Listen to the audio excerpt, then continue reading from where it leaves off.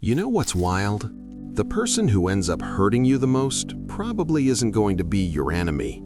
It's going to be someone you trusted so deeply that you stopped watching your back around them. They won't give you a warning. They won't come at you straight on. And honestly, they might not even lose sleep over it. Something just changes one day. Not because of money, not because of fame, because of power.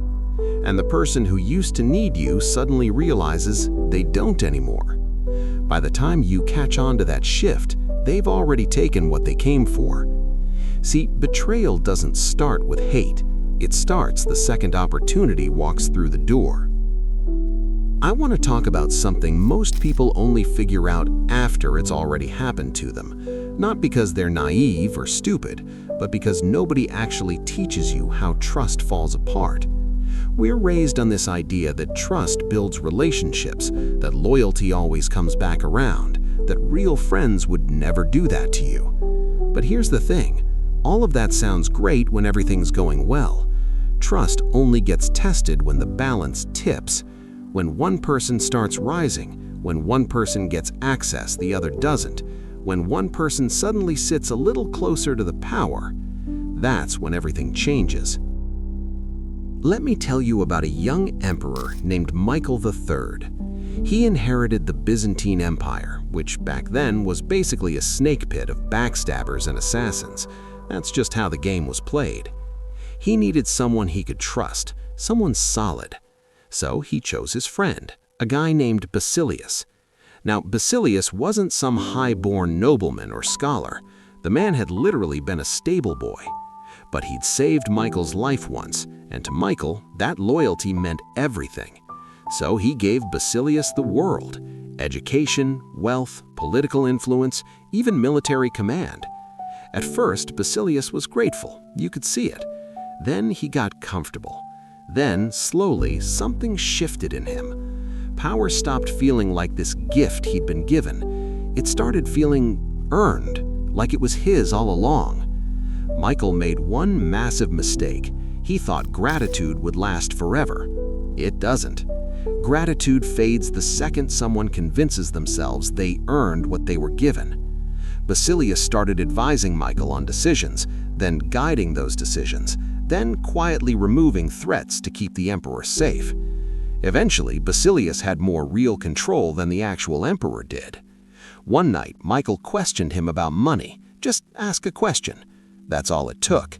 Basilius had his own soldiers kill him. The same guy who once saved his life ended it.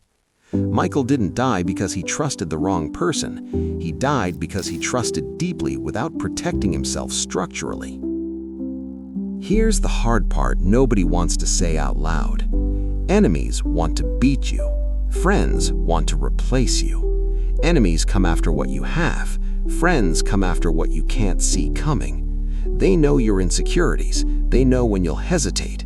They know when you'll forgive instead of pushing back. Trust removes friction, and friction, that's what keeps people honest. Now let me tell you about a different emperor, Emperor Sung, who ruled China during a period when generals were killing emperors left and right.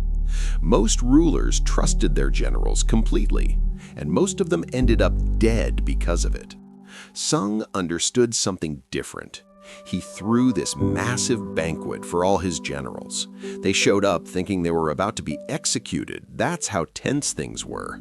But instead, he was completely honest with them. He told them he believed they were loyal. He did. But he also knew that power tempts even the most loyal people. That's just human nature.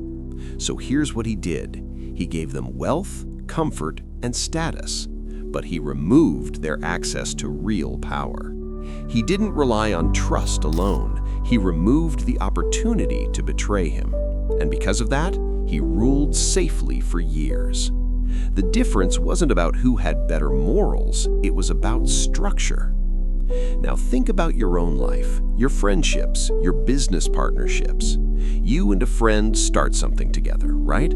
Same late nights, same hustle, same dream. Then success shows up, or attention, or status, and suddenly, one of you feels overlooked. One feels like they deserve more credit. One starts feeling replaceable. You didn't change, the situation did. The power dynamic shifted, and that's when trust becomes dangerous. Most betrayals don't start with bad intentions. They start with people justifying things to themselves. I actually deserve this more than they do. They'd probably do the same thing if they were in my position. It's nothing personal, it's just business. That's how it sneaks in, quietly, gradually. By the time you see it, the damage is already done. Picture this. Two co-workers, best friends at work, same workload, same stress, same inside jokes. Then one gets promoted. The other smiles and says, "Hey, I'm so happy for you, you deserve it." But underneath, resentment starts building like mold in a damp corner. Information stops flowing as freely. Little seeds of doubt get planted in meetings. Reputations get quietly questioned behind closed doors. Not because of hate, because comparison kills friendship faster than almost anything else. So here's what you need to understand. Trust people emotionally. Protect yourself structurally. Friendship doesn't mean giving someone total access to everything. Loyalty doesn't mean blind exposure. You don't remove all the safety locks just because someone feels familiar. Here's what I want you to take from this. Don't hand over full access too early. Keep some things separate. Keep some boundaries clear. Keep emotion separate from authority. Just because you love working with someone doesn't mean they should control everything. Watch how people change when the stakes go up. That's the real test, not when things are easy. Protect your position quietly. You don't need to announce it, just do it. Assume people will evolve when power enters the room. It's not cynical, it's realistic. That doesn't make you paranoid or cold-hearted. It makes you resilient. Trust is still important, but trust without awareness, that's just gambling with your life. You don't need to live in constant fear of betrayal. You just need to understand human nature. Because the most dangerous betrayal isn't the dramatic one. It doesn't blow up in your face with some big confrontation. It happens quietly, steadily, while you're still calling them a friend. And one more thing, especially if you're someone that people have put their trust in. If someone opens a door for you, if they give you access they didn't have to, if they believe in you when they could have easily picked someone else, don't betray that. Not because karma will catch up, though it might. Not because guilt will eat you alive, though it will. But because betrayal always costs more than it pays. If you start wanting what they have, if resentment starts creeping in, if you catch yourself trying to justify crossing a line you know you shouldn't cross, that's your signal to step back. Not to strike, not to scheme, not to take what you think you're owed, to walk away. Leave with your integrity intact, because the strongest position you'll ever hold in life is knowing you could have taken advantage of someone and you chose not to.